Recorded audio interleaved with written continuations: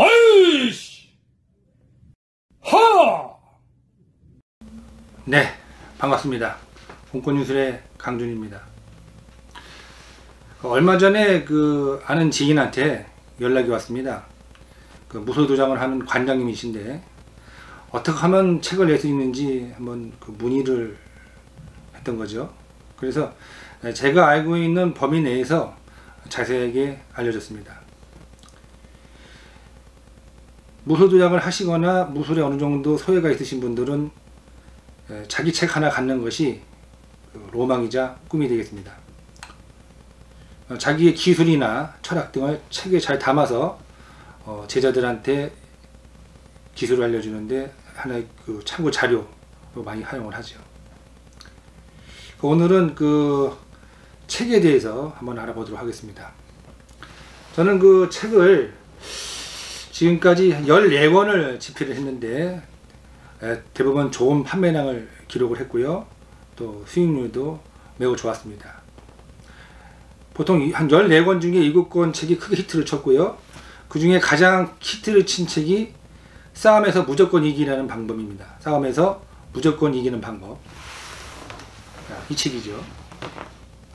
한번 보여주겠습니다.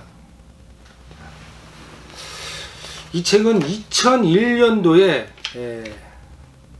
2001년 3월에 발행을 했습니다.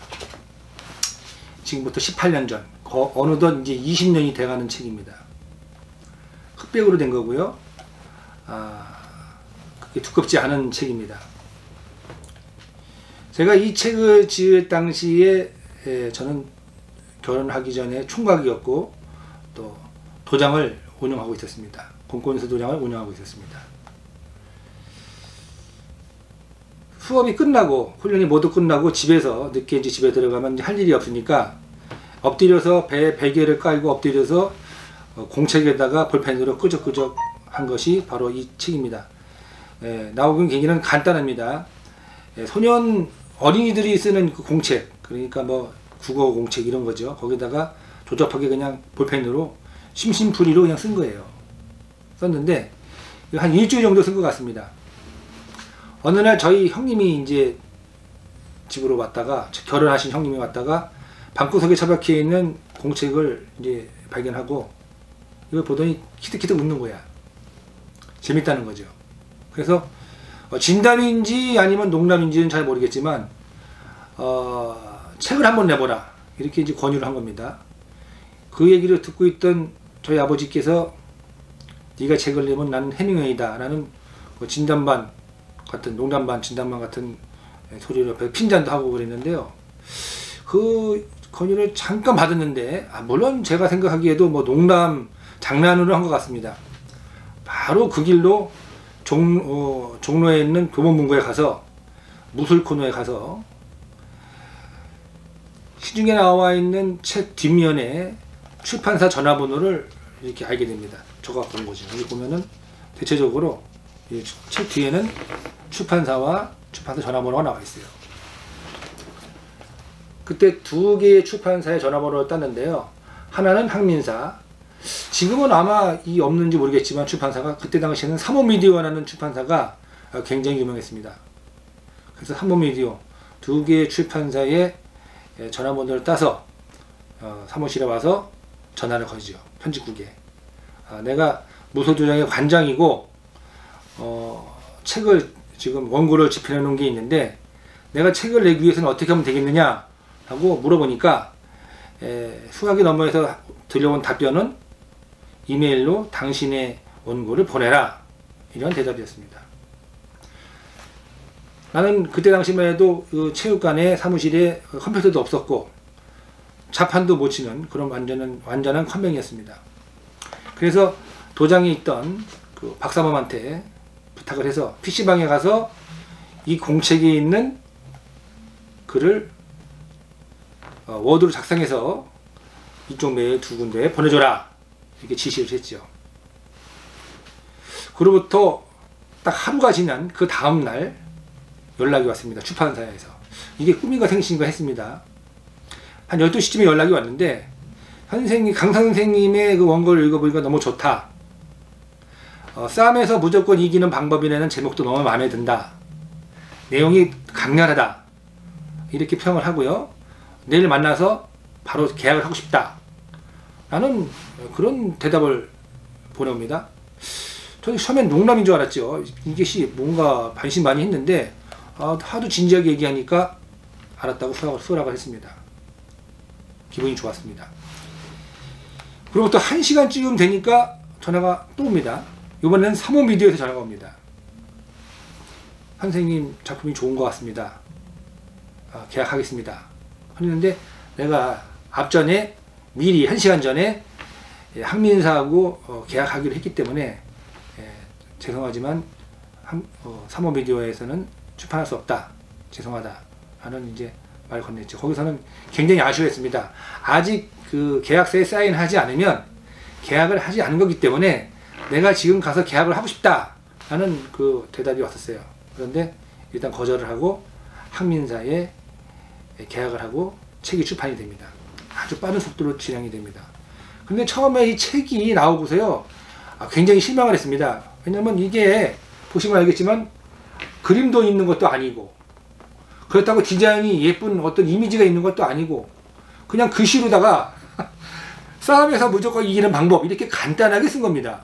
그리고 종이 질도요 굉장히 안 좋습니다. 이게 보시면 앞에 종이가 얇아가지고 뒤에 있는 인쇄가 보일 정도예요. 그래서 제작비를 좀 아끼려고 그러시는지 몰라도 굉장히 실망을 했죠. 그런데 놀랍게도 책이 출간하자마자 책이 불티나게 팔리는 겁니다. 순식간에 10세가 나갑니다. 그냥 보통 무술 책에서는 10세가 넘어가는 그런 그 책은 많지 않다고 그러더만요. 보통 한번 찍을 때 뭐 3,000권, 그때 당시에는, 지금은 아마 이게 소수로 찍을 수가 있는데 100권도 찍고 500권도 찍을 수 있는데, 그때 당시에는 뭐 3,000권, 5,000권 이렇게 찍던 시절이었습니다. 한 번 책을 만들면 그 정도의 분량이 나오는 시기였거든요. 어느 정도 이 책이 인기가 있었냐면, 길 가는 중학생, 고등학생 센터를 가서 가방을 뒤지면 2명 중에 1명은 이 책이 나왔습니다. 굉장한 센세이션을 일으켰죠. 이게 크게 히트를 치니까 그 다음 나온 책이 바로 이겁니다. 싸움에서 이기는 방법의 만화책본이 나옵니다. 여기 보시면은 이렇게 만화책이 이렇게 되어 있죠. 이것이 출판되자 또 크게 반향을 일으킵니다. 그래서 어린이들 사이에 이 책이 아주 많이 판매가 됐습니다. 여러분도 이제 아시는 분은 아시겠지만, 또 이 책이 그 싸움의 기술이라는 영화에 그 병태가 읽었던 그런 책으로 또 소개가 돼서 또 이후에도 많은 판매량을 기록했고, 또 이 책의 독자들이 싸움의 기술이라는 영화를 또 많이 가서 관람을 했습니다. 거기 보시면 서로 눈을 찌르면 코끼리도 쓰러진다, 또는 동전을 던지는 그런 방법, 동전으로 상대방을 제압하는 그런 여러 가지 방법이 그 실제로 싸움의 기술이라는 영화에 잠깐씩 소개가 되기도 했습니다. 이 책이 히트를 치니까 그 다음 나온 책이 최강의 파이터라는 책이에요. 그 책에서는 그 주인공 준호가 도장에 입문을 해서 성장하는 단계를 기술과 함께 또 내용과 함께 주인공을 등장시켜서 엮어나가는 그런 교본입니다. 센세이션을 일으켰죠. 그 책이 히트치니까 이제 오성출판사인데요. 그 오성출판사장님이 그 최강의 파이터 속편을 만들자고 해서 다시 2편을 만듭니다. 또 그것도 크게 히트를 쳤습니다. 이렇게 해서 지금까지 낸 책이 모두 14권인데요. 지금 내 나이를 고려하면 비교적 많은 책을, 무술인으로서는 많은 책을 냈다고 할 수가 있겠습니다. 제가 책을 낸 계기가 저희 형님의 농담반 진담반에 그냥 흘러가는 그런 얘기였지만, 저는 그것이 가망성 있다고 생각을 해서 과감하게 시도를 한 겁니다. 혹시 여러분들 중에 책을 내고 싶다 이런 마음을 갖고 있다면 그냥 생각만 갖지 마시고 일단 집필을 하세요. 어디에다가 앉아서, 또는 예전에 여러분들께서 여러분이 운영하시는 블로그에 올린 글이라든가, 아니면은 그냥 이기삼아 쓴 글이라든가, 이런 글들을 모아서 책을 낼 수도 있고요. 그것이 없다면은 여러분들의 생각이나 사상을 또 기술을 또는 여러 가지 있었던 에피소드를 엮어서 집필을 그냥 하는 겁니다. 그리고 나서 한 달쯤 돼서 다시 그 글을 보면 뭔가 좀 마음에 안 드는 내용이 있죠. 그 문장을 다시 또 수정을 해서 고칩니다. 그리고 나서 아까 제가 처음에 했던 방법대로 요즘에는 이제 그 인터넷이 잘 발달이 되어 있으니까 내 책하고 어울리는 출판사를 찾는 것이 중요합니다. 그래서 그 출판사, 예를 들어서 뭐 시집을 만드는 출판사에다가 무술책을 내면 안 되겠죠. 해달라고 하면 안 되겠죠. 또는 영어 같은 그 어학을 만드는 그런 출판사에다가 뭐 스포츠에 관한 책을 내면 그것은 출판하기 어려울 것입니다. 그러니까 자기 분야와 맞는 출판사를 찾는 것이 좋죠. 그래서 전화를 걸어서 이메일을 받은 다음에 이렇게 보내주시면, 여러 군데를 보내주시면 분명히 그 중에서 자기 책과 출판사가 성향에 맞는 그런 그 부분이 일치하는 부분이 있습니다. 그러면은 원고가 채택이 되기도 합니다. 생각보다 그렇게 어렵지는 않습니다. 두 번째는 뭐냐면 자비출판입니다. 저 같은 경우는 출판사에서 제작비를 모두 대죠. 표지 디자인이라든가 이 안에 들어가는 디자인이라든가 또는 인쇄비라든가 이런 모든 비용을 출판사에서 부담을 하고, 저는 또 계약금이나 인세, 이 책을 예를 들어서 10,000원짜리 책을 한 권을 팔면 여기에 대한 인세가 1,000원이죠. 10%니까 그거를 저자가 이제 그 가져가는 방식을 채택을 하는데요. 자비 출판은 좀 다릅니다. 요즘에는 대부분의 출판사들이 자비 출판을 많이 하기 때문에 조금만 관심을 가지시고 찾아보시면 여러분 책을 출판할 수 있는 데가 많습니다.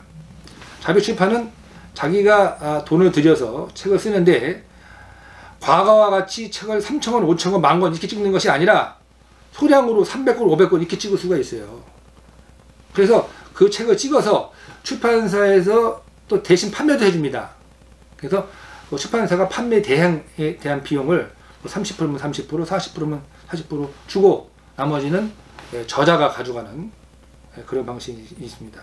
세 번째는 자기가 자기 이름을 출판을 하는 건데요. 출판사를 갖다가 이렇게 이제 사업자 등록을 내는 건데, 그거보다는 방금 말씀하셨던 자비출판이나 또 대형 출판사 요거를 선택하시는 것이 좋을 것 같습니다.